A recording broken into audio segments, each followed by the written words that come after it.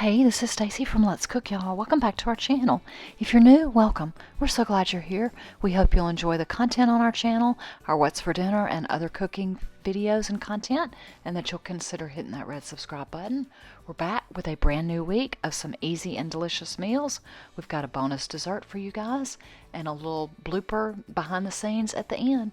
We hope you enjoy all the food in this week's What's for Dinner video and that you get some ideas for things to cook at your house. Thanks so much for watching.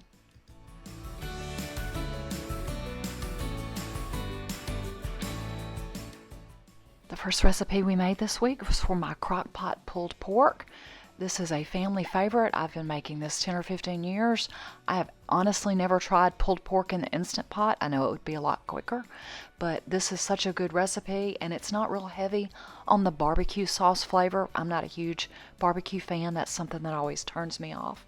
So the first thing I did was get out a little bowl and start mixing up the sauce that morning. The sauce is 1 cup of ketchup, a 1/4 cup of brown sugar, about 4 to 5 minced garlic cloves, 3/4 teaspoon of dried sage, a 1/2 teaspoon of dried oregano, a teaspoon of sea salt, and about a 1/2 teaspoon of pepper. So I'm going to mix all that together, and what I've done is taken a small boneless pork shoulder roast that I bought in Walmart. I don't seem to find these in my Kroger for whatever reason. It's got the netting around it, and I got that in my crock pot and then just simply poured the sauce over it. I cooked this all day on low. I think it cooked about 9 or 10 hours until it was pretty much falling apart. This one is delicious. You can add more barbecue sauce at the end, but I love the sauce just as it's made. And so I went all out. Rather than serving potato chips from a bag, I threw some waffle fries in the air fryer for about 10 minutes, shaking halfway. After cooking all day, it is steaming hot and I'm trying really hard to dig it out, but as you can tell, it is pretty much falling apart. I hardly have to shred it because it's just about falling apart, but I will. Yummy, it smells amazing. That's really the only downside I can think to being home all day with something like this, cooking all day in the slow cooker. You smell it and it makes you so hungry. Tonight we're having pulled pork. Got some barbecue sauce. I don't like it with a lot of barbecue. Tim does. We're gonna make a quick sandwich. Well, Tim's gonna stir it up and make a sandwich now. Just some waffle fries from the air fryer. Show you a picture of our plates. That's what's for dinner tonight.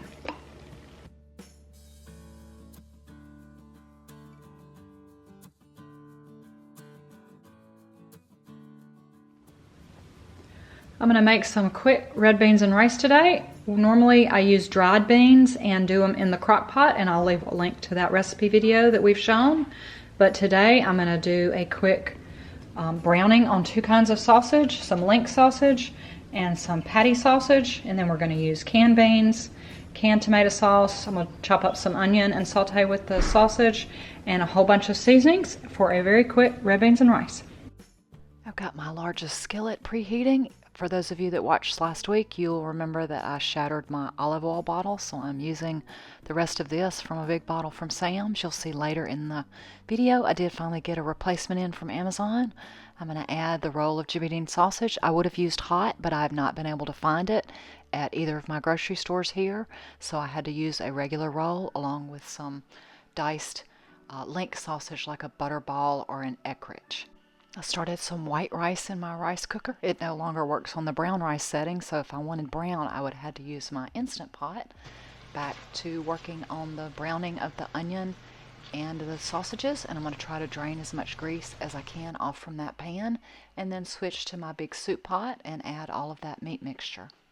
This is my 6-quart Dutch oven, so it is really large. This recipe makes a whole lot. This is definitely not a cooking for 2 recipe, except that it does freeze really well, but we were having some family members over to eat. I'm going to start adding the rest of the ingredients. 2 8-ounce cans of tomato sauce, some onion powder, some garlic powder, and a whole lot of chili powder.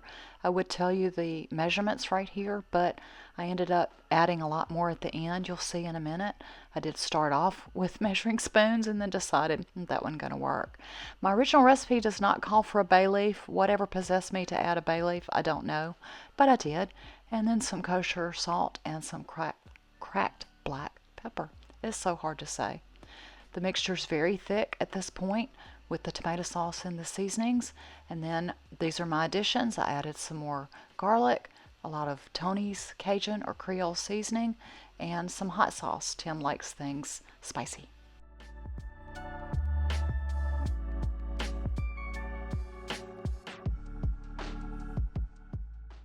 The original recipe calls from a half to 1 cup of water, so I start with a half a cup. We tend to like it thicker than thinner, but that's personal preference. Just remember, you can always go back and add the water, you just can't take it out.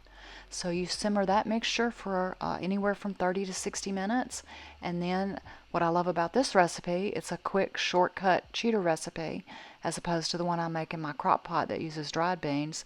This one uses the canned beans, and you pour in all the liquid and everything from the can. You can use a mixture of dark and light. I think I used 2 dark kidney beans and 1 light, and since I added the bay leaf, I needed to remember to pull it out. Nobody wants to eat that. This is why I can't always give y'all exact measurements, because I did start with the little measuring spoons and then I taste and adjust, and I added pretty much a little bit more of everything.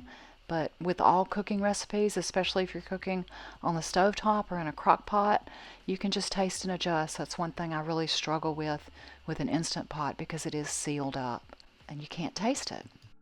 Random and odd tidbit, I lived for a while in New Orleans when I was single. It was about the time Tim was in the military in Korea, and I learned then some of the origins of red beans and rice. It was almost always cooked on Mondays, which was wash day. They would use some of the pork or meat left over from Sunday dinner and cook it all day on the stove while the housewives or moms did their laundry. But this is after about an hour of cooking and simmering on the stove. As I said, you can cook this as little or as long as you like. The longer it cooks, the better the flavors get. My rice is ready, and it is time to eat, y'all.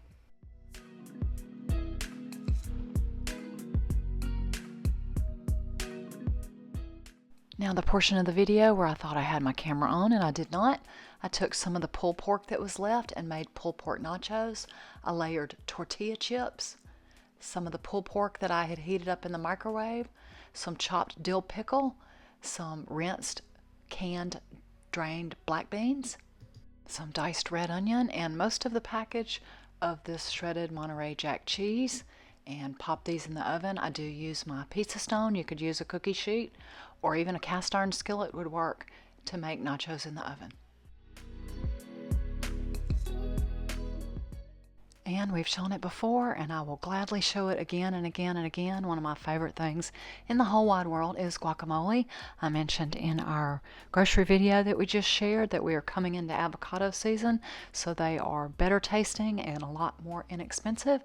Guacamole is one of those things that you can make to fit your taste. I use a dab of sour cream as well as mayonnaise. I've got some Texas friends that tell me that they wouldn't be caught dead adding mayonnaise to their guacamole. Most people put cilantro in it, maybe some tomato. I just add a lot of seasonings and some lemon juice. And ta-da! Our dinner, unhealthy though it is, it's a great way to use the leftover pulled pork. We always put them on nachos. Made a big batch of guacamole that we'll eat with, yes, more chips. Not very healthy, but so delicious. That was our dinner tonight. Tim has some leftovers that he's happy with, so I took this opportunity to make one of my little 3-minute meals. Avocado toast with a fried egg on top. I've got some sliced cucumber, if that doesn't fill me up. I've got a grapefruit. And that's what I'm eating today. What about cookies? What cookies? Mm-hmm. Who has cookies? You always have cookies. Cookie Monster. Once again, Tim said he was perfectly happy with all of his meat choices as leftovers, so I took this chance to make something that I like. Took some water, added some powdered chicken bouillon, and then cooked some Trader Joe's 10-minute farro. This is a warm farro salad that I really love. You mix up a quick little dressing of some olive oil, some lemon juice, some kosher salt, and black pepper, and then you could add garlic powder. I just add a little minced garlic.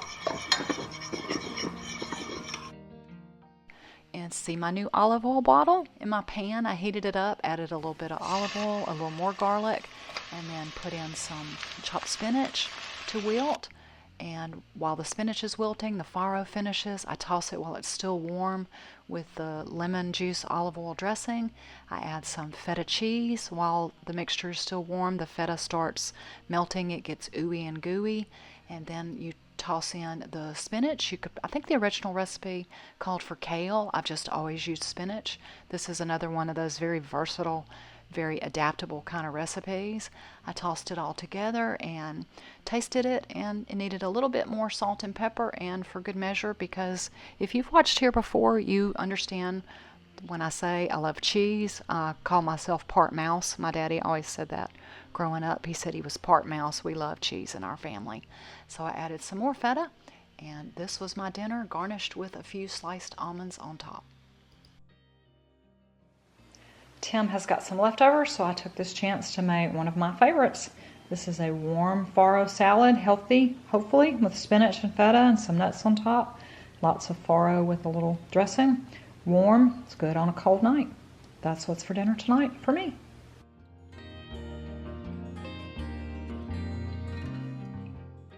This is a really quick and easy dessert. If you've got some pie crust on hand, I always have the other ingredients. You'll need 4 tablespoons of softened butter, some brown sugar, and some pecans, and then we'll mix up a glaze afterward. These are so easy to do. You just take the softened butter and cream it with the brown sugar. You could use a mixer, hand mixer, but I didn't really want to wash anything else and add to my load, so I just very slowly combined the brown sugar and the butter, and then once that was mixed together, worked the pecans in. This is a pecan kringle, so obviously I've never tried it with any other nuts. And then I decided, as I often do, the fork was doing okay, but I figured I could probably do a whole lot better with my hands, so I got in there and finished mixing it up using my hands. I got out my cookie sheet with a Silpat and unrolled the 2 pie crusts. Mine did tear a little bit, but that's okay. We're not being judged on presentation today. This is all about the taste. I rolled them out, and on a half of each one, I put in kind of a half moon shape. I tried to eyeball and split the filling. I did try to form it into, like I said, a round or a half moon. I left about an inch around the edge on the side that had the filling and brushed it with just water using my pastry brush, and then I very gently tried to fold over the half that didn't have any filling on it over on top of it, and then start working and crimping the edges. I did have a couple of tears on them, but that's fine. They came back together and worked just fine if you work with it, even put a little more water on it. Then take a fork and crimp the edges just to help it seal so that the filling won't come out. Then prick the tops with a fork before you put them in the oven. These bake at 375 for about 20 minutes, and while those are in the oven baking, we're going to mix up the glaze. It's simply a 1 cup of powdered sugar, about a half a teaspoon so of vanilla. You could probably also use almond extract. I've just always used vanilla, and about 2 tablespoons of milk just to get it to a good drizzling consistency. When they come out of the oven, still warm, that's the time to take the glaze and start drizzling over. To me, or to us, these kringles are best served warm, so we usually work on them right when they come out of the oven. And in this case, we had a few family members over, and they were gone really before I could blink. But if we had any left over, I would put them in the refrigerator and then take them out and heat them up in the microwave for about 10 or 15 seconds to heat them up.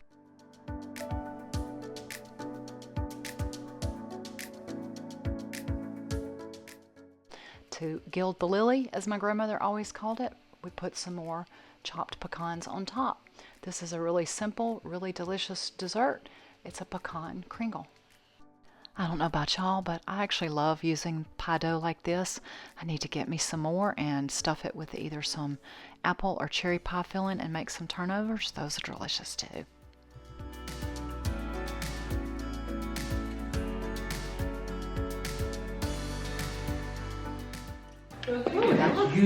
Well, the pie dough tour. Filming the audio, you do audio later. Yeah, I just go back when everybody's here. So you'll hear my voice later when you go back I to just edit go this. back and take a microphone and do it. Stacy. Oh, You'll hear it later. I'll put that at the end as a blooper. But As a guess what happened behind the scenes. Thanks so much for stopping by and watching this week. Take care, have a wonderful and truly blessed day.